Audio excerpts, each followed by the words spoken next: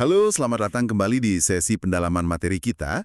Hari ini kita langsung menyelami sebuah dokumen menarik nih yang Anda bagikan. Judulnya lim.introduction.pdf. Materi ini benar-benar bikin kita mikir ulang ya. Apa sih sebetulnya tujuan pendidikan di zaman sekarang ini? Kayaknya udah nggak relevan lagi ya kalau cuma ngomongin transfer pengetahuan aja. Iya, betul. Kebutuhan kan terus berubah, bahkan pandangan soal pengetahuan mana yang paling penting juga kayaknya geser terus ya, disinggung juga di materi ini. Jadi yuk kita telusuri bareng apa sih inti pendidikan modern, terus gimana pendekatan Leader in Me ini coba menjawab tantangan itu, langsung dari dokumen Anda. Fundamental ya, dan selalu relevan. Dokumen yang Anda pegang ini kan merujuk ke pemikiran tokoh pendidikan kayak Gerd Biesta. Nah, dia itu memetakan setidaknya ada 3 tujuan besar, atau bisa dibilang domain penting gitu yang dihadapi pendidik di mana-mana. Pertama, ya jelas kualifikasi. Ini soal akademis, pengetahuan, skill teknis. Oke. Kualifikasi? Kedua? Sosialisasi. Gimana pendidikan itu mewariskan nilai, norma, tradisi budaya masyarakat kita. Transfer budaya gitu ya. Iya. Dan yang ketiga, nah ini yang sekarang lagi disorot banget, adalah pengembangan pribadi. Atau kalau Biasta bilang, subjectification. Ini fokusnya ke pembentukan individu yang mandiri, kritis, punya suara, bertanggung jawab. Sering kita dengar istilahnya kecakapan hidup abad 21 atau life skills. Termasuk di dalamnya soal kepemimpinan diri. Oke. Jadi kualifikasi, sosialisasi, sama pengembangan pribadi. Kita lihat kondisi umumnya nih, dokumen ini kayaknya menyoroti ada yang nggak seimbang ya. Domain kualifikasi itu, apalagi yang diukur lewat tes-tes standar, sering banget terlalu dominan. Sampai muncul fenomena mengajar demi ujian atau teaching to the test. Ini jangan-jangan salah satu alasan kenapa perlu pendekatan lain ya? Persis, itu problem pertama yang diangkat di paparan ini. Penekanan yang berlebihan pada hasil tes standar itu seringkali mengorbankan kedalaman pemahaman. Dan yang lebih penting lagi, mengabaikan pengembangan aspek non-akademis yang sebetulnya krusial banget. Problem kedua, yang juga penting banget, itu kecenderungan buat misah-misahin ketiga domain tadi. Seolah-olah belajar matematika itu ya urusan kualifikasi aja, titik. Nggak ada urusannya sama bentukin karakter, sosialisasi, atau ngembangin mandiri, pengembangan pribadi. Padahal kan ketiganya mestinya saling terkait, saling nguatin gitu loh dalam proses belajar siswa. Ini ironis ya, padahal kalau kita tanya langsung ke orang tua deh atau masyarakat umum, apa sih harapan mereka buat anak-anaknya setelah sekolah? Materi ini nyebutin beberapa jawaban umum kan? Kita pengen anak-anak tumbuh jadi pribadi yang bertanggung jawab, punya rasa percaya diri yang sehat, bisa ngambil keputusan yang bijak. Bisa komunikasi, bisa kerjasama. Nah, itu dia. Bisa komunikasi, kerjasama. Ini semua kan kedengarannya lebih dekat ke area sosialisasi dan pengembangan pribadi tadi ya, bukan cuman kualifikasi. Tepat sekali. Keterampilan-keterampilan itulah yang sering kita kumpulin di bawah payung kecakapan hidup abad ke-21 atau 21st century skills. Menariknya, dokumen Anda itu mengklasifikasikannya lagi jadi 2 area besar. Keterampilan personal, itu kemampuan mimpin diri sendiri, kayak inisiatif, ngatur waktu, nentuin tujuan. Sama keterampilan relasional, kemampuan mimpin atau kerja efektif bareng orang lain, kayak komunikasi, kolaborasi, empati. Oh, oke. Personal dan relasional. Intinya ya, ini semua manifestasi dari kepemimpinan dalam arti luas. Bukan cuma soal jabatan formal, tapi kapasitas buat ngarahin diri sendiri dan interaksi secara positif dan produktif gitu. Nah, pertanyaan besarnya terus gimana cara efektif numbuhin semua kapasitas ini secara sistematis di sekolah? Balik lagi ngutip Gerd Biesta di materi ini, solusinya katanya bukan cuma nambah satu mata pelajaran life skills atau pendidikan karakter gitu aja. Kayaknya perlu perubahan yang lebih fundamental ya di level sistemnya. Benar sekali. Biasta, seperti yang dikutip di sumber ini ya, menekankan pentingnya nyiptain apa yang dia sebut iklim pedagogis yang kondusif. Artinya, proses belajarnya itu sendiri, interaksi antar warga sekolah, suasana lingkungannya, cara aturan ditegakkan, cara keberhasilan dirayakan, semua elemen ini secara implisit maupun eksplisit itu ngebentuk siswa. Jadi belajarnya nggak cuma dari materi di kelas aja ya? Betul. Anak-anak dan remaja itu belajar dari bagaimana mereka diperlakukan dan bagaimana sekolah itu dijalankan. Bukan cuma dari apa yang diajarkan. Jadi perubahannya harus nyentuh level iklim dan budaya sekolah secara keseluruhan. Nah, disinilah pendekatan leader in me yang diuraikan di dokumen Anda ini masuk sebagai salah satu jawaban potensial gitu ya. Pendekatan ini kayaknya dirancang buat secara sengaja ngebangun iklim pedagogis yang Anda sebut tadi, dan cakupannya ternyata lumayan signifikan ya. Disebut udah diadopsi lebih dari 5.000 sekolah di 57 negara. Wah, ini skalanya nggak main-main loh. Betul, jangkauannya global. Tapi penting nih dicatat dari penjelasan di materi ini, Leader in Me itu nggak diposisikan sebagai kurikulum baru yang kaku atau program tambahan gitu aja. Dia digambarkan lebih sebagai sebuah proses transformasi sekolah secara menyeluruh. Oh, proses ya, bukan produk jadi. Prinsip kepemimpinan personal dan organisasional yang udah teruji. Terus diterjemahin ke konteks pendidikan dasar dan menengah. Implementasinya pun dinamis, disesuaikan sama tingkat usia dan perkembangan siswa. Makin dewasa siswanya, fokusnya geser dari cuma ngenalin konsep ke arah refleksi yang lebih dalam sama aplikasi nyata prinsip-prinsip kepemimpinan itu di kehidupan sehari-hari mereka. Jadi, ini lebih kayak kerangka kerja proses ya, bukan sekedar kumpulan materi ajar. Terus, materi ini menyoroti sebuah model perubahan yang jadi jantungnya Leader in Me, yaitu model See, Do, Get. Apa sih gagasan utama di balik model ini? Kenapa ini dianggap titik awal yang krusial banget? Model si Duget ini memang diposisikan sangat fundamental dalam pendekatan LIM ini. Logikanya sebetulnya sederhana, tapi kuat gitu. Apa yang kita lihat sih, yaitu paradigma kita, keyakinan dasar kita, cara kita mandang dunia, diri sendiri, orang lain, itu bakal sangat nentuin apa yang kita lakukan, do, tindakan kita, perilaku kita, praktek kita sehari-hari. Oke. Dan tentu saja apa yang kita lakukan bakal nentuin hasil atau buah yang kita dapatkan, get. Dr. Stephen Covey yang pemikirannya jadi salah satu fondasi LIM sering banget nekenin poin ini. Kalau Anda mau perubahan kecil, ya ubah perilaku Anda. Tapi kalau Anda pengen perubahan besar yang berkelanjutan, Anda harus ubah paradigma Anda dulu. Oke, jadi ini semacam hukum sebab akibat gitu ya, yang mulainya dari cara pandang. Kalau sekolah pengen mendapatkan hasil yang beda misalnya, siswa yang lebih proaktif, tanggung jawab, kolaboratif, yang nggak cukup cuma ngubah apa yang dilakukan, kayak nambah aktivitas atau program baru. Perlu ada pergeseran mendasar di apa yang dilihat oleh para pendidik, staf, orang tua, bahkan siswanya sendiri soal potensi dan peran mereka. Ini kedengarannya logis banget sih, tapi sering kelewat ya. Tepat sekali. Disitulah Leader in Me memulai prosesnya. Fokus awalnya itu nanemin dan nguperkuat serangkaian paradigma kunci yang dianggap efektif buat transformasi sekolah. Sumber yang Anda bagikan itu nyebutin beberapa contoh paradigma LIM yang kuat. Keyakinan bahwa setiap anak itu punya potensi unik buat mimpin dan ngasih kontribusi. Terus fokus ke pertumbuhan berkelanjutan, itu incremental growth mindsets, bukan ngasih label pintar atau nggak pintar. Sama pemahaman kalau kepemimpinan itu soal pengaruh positif, bukan posisi atau jabatan.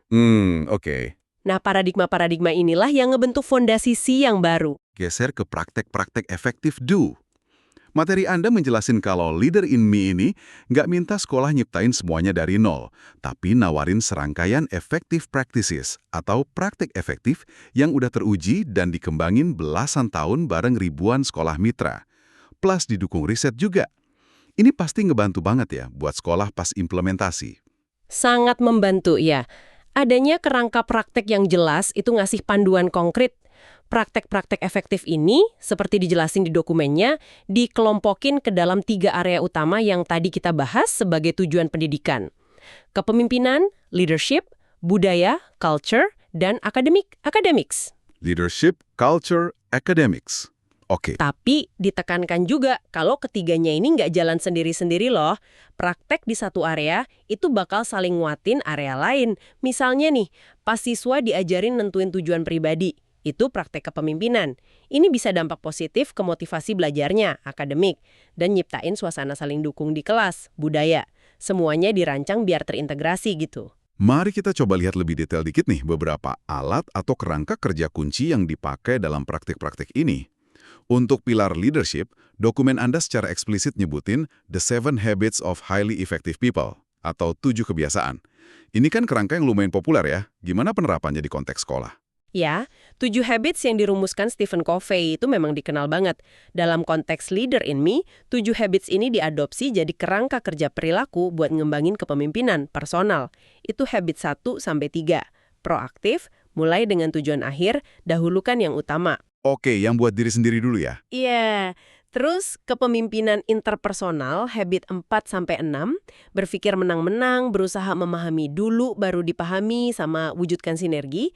Habit ketujuh asah gergaji itu soal pembaruan diri. Keunggulan kerangka ini seperti diurai di sumber Anda, itu sifatnya yang inside out. Jadi dimulainya dari diri sendiri.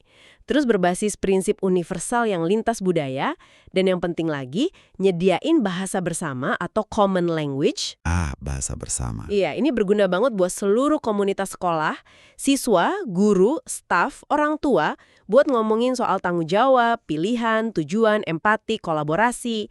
Jadi cara praktis buat internalisasi keterampilan sosial emosional dan memberdayakan siswa ngambil peran aktif dalam pembelajaran mereka. Jadi, Seven Habits ini fungsinya kayak peta jalan perilaku gitu ya, buat wujudin paradigma kepemimpinan tadi dalam tindakan nyata sehari-hari di sekolah.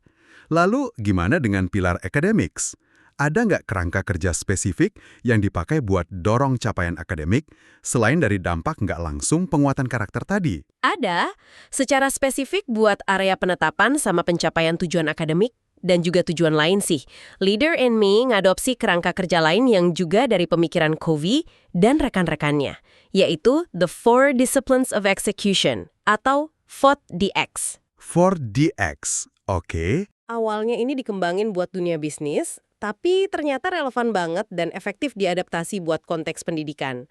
Tujuannya bukan cuma ngajarin siswa cara nentuin tujuan yang bermakna, misalnya target nilai, proyek belajar, kebiasaan baca, tapi yang lebih krusial lagi, ngebekali mereka skill buat mengeksekusi atau nyampein tujuan itu di tengah kesibukan dan distraksi sehari-hari. Ini kan keterampilan hidup yang fundamental banget ya. 4 disiplin eksekusi. Kedengarannya sangat terstruktur ya.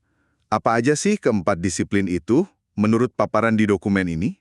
Keempat disiplin itu adalah: pertama, fokus pada tujuan yang paling penting. Focus on the wildly important goal, WIG. Prinsipnya, fokus ke satu atau dua tujuan paling penting aja, jangan kebanyakan. Oke, fokus.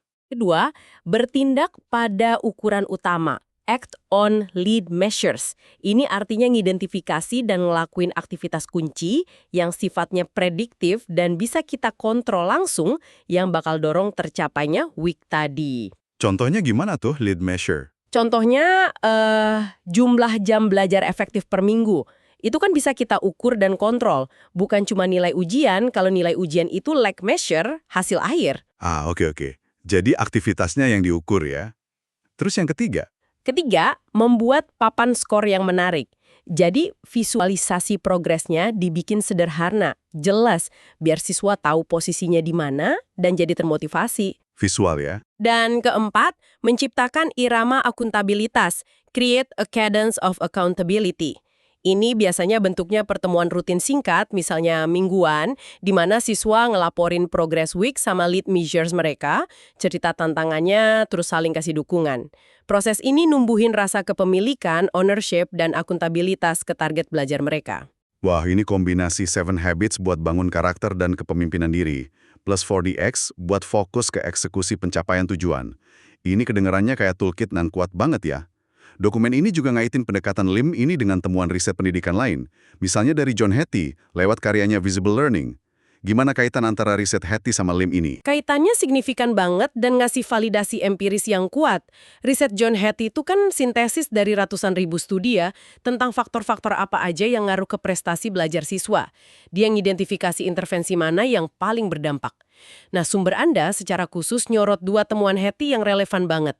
Pertama, ekspektasi guru yang tinggi ke semua siswanya bukan cuma yang dianggap berbakat aja, itu punya dampak positif yang gede banget ke hasil belajar. Ekspektasi tinggi ya, itu kunci. Kunci.